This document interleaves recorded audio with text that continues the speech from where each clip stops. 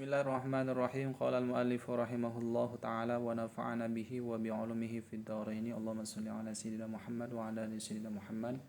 Bismillahirrahmanirrahim. Setelah kita membahas bagaimana amil lafzi qiyasi yang pertama, kedua dan yang ketiga, kita akan masuk ke pembahasan amil lafzi qiyasi yang keempat. Wa rabi'uha as-sifatul musyabbihatu. Yang keempat adalah sifat musyabbihat. Apa itu sifat musyabbihat? Sifat musyabbihat atau sifat musyabbahat adalah sifatun ustuhsina jarru fa'ili. Adalah isim sifat yang dianggap baik fa'ilnya itu dibaca jerer. Misalkan Zaidun hasanun wajhuhu. Nah, lebih baik dibaca Zaidun hasanu wajhihi. Nah, bagaimana untuk ketentuannya terus bisa dibaca berapa itu dijelaskan di dalam kitab Mutawwalat. Intinya adalah untuk pembahasan, untuk pengamalan sifat musyabbahat itu sendiri dikembalikan kepada kaidah umum atau dikiaskan, dianalogikan kepada contoh yang lain yang pada akhirnya diarahkan, dikembalikan pada kaidah umum. Kemudian wa khamisuha ismul masdari, kemudian yang kelima adalah isim masdar. Nah, baik isim masdar ataupun masdar itu beramal sebagaimana fiilnya. Nah, untuk isim masdar itu ulama berbeda pendapat. Ada ulama yang berpendapat bahwa isim masdar tetap berlaku. Ada yang berpendapat bahwa isim masdar itu tidak berlaku. Nah, kemudian kita ambil yang masdarnya saja sebagaimana yang dijelaskan di video sebelumnya. Untuk contoh yang masdar ya tergantung ketika fiilnya fiil lazim, maka hanya sekedar merofakkan fa'il. Ketika fiilnya muta'addi maka merofakkan fa'il dan menasabkan maf'ul bih. Misalkan a'jabani qiyamuka. Lafadz qiyamu nanti menjadi fa'il untuk dhamir untuk lafadz a'jaba nanti ya statusnya menjadi fa'il dan bentuk sigotnya itu masdar. Nah, kemudian beramal sebagaimana fiilnya karena ini fiil lazim maka hanya sekedar merofakkan kepada fa'il mana yaitu lafadz ka.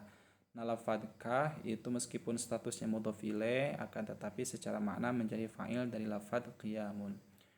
Nah, untuk contoh yang lain, untuk contoh yang muta'addi kita ambil contoh a'jabani darbuhu amron misalkan. A'jabani darbu Zaidin amron. Telah membuatku kagum memukulnya Zaid kepada Amr. Nah, lafadz Zaidin nanti menjadi fa'il dari lafadz darbu, begitupun lafadz amron menjadi maf'ul bih untuk lafadz darbu. Beramal sebagaimana fiilnya atau dianalogikan, disamakan sebagaimana fiilnya. Dan memang sudah ketentuan secara konsep umum, kaidah umumnya berlaku seperti demikian.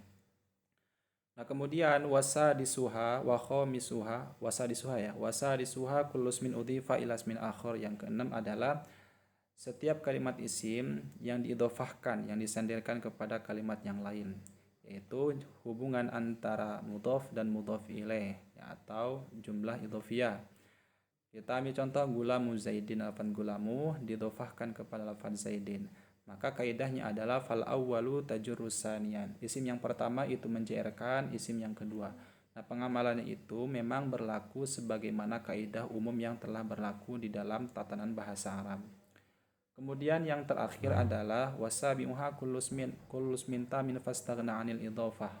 Yang ketujuh ya. Yang ketujuh adalah isim tam yang tidak membutuhkan pada idhofah, tapi wa huwa yaqtadi tamyizan ibahamihi. Kan tetapi isim tam tersebut membutuhkan tamyiz karena statusnya itu masih samar.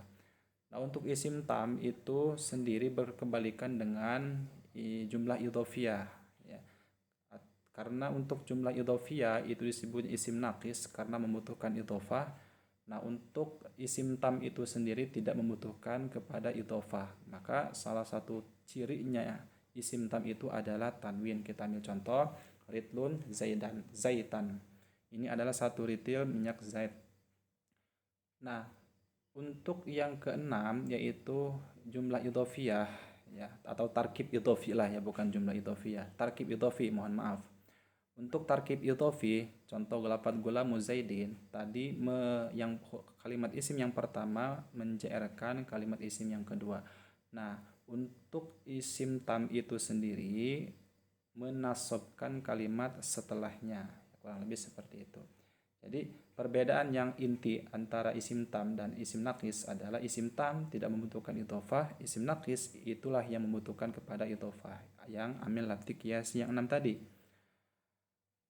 Nah, kemudian nanti musannif yaitu Syekh Nawawi akan memberikan khotimah ya, di pembahasan akhir ada beberapa nasihat yang disampaikan oleh Syekh Nawawi terkait urgennya kitab Awamil ini, meskipun bentuknya itu tipis tapi sangat bermanfaat sekali.